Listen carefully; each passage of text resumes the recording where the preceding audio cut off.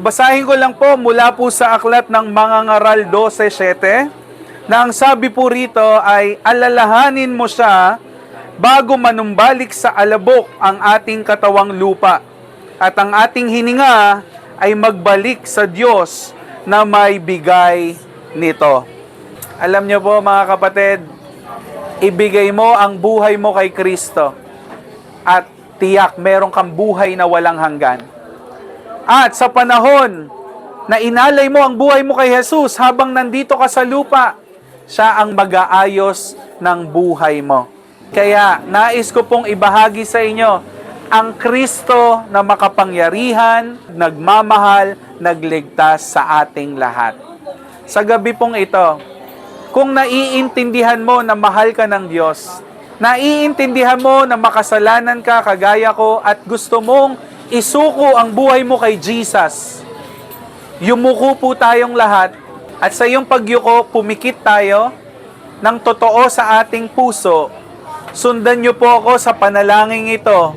Lakasan niyo po ng inyong bibig, totoo sa ating puso. Let's pray. Panginoon, inaamin ko po na ako'y makasalanan. Patawarin niyo po ako.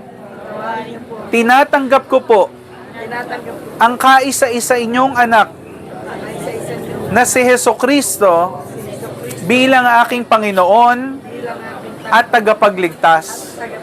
Turuan niyo po akong sumunod sa kalooban niyo.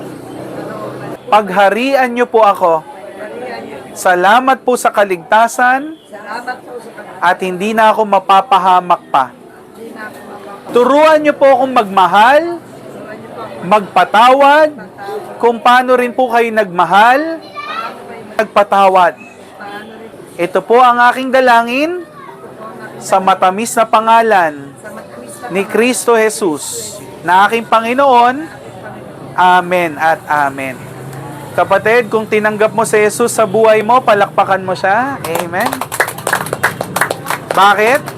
Kasi bagamat tayo'y mamamatay, pero darating ang panahon, ikaw ay may buhay na walang hanggan. Kaya sa mga ganitong pagsubok, mga kalungkutan, tuloy ang buhay. Tuloy sa buhay na ito kasama ng Diyos.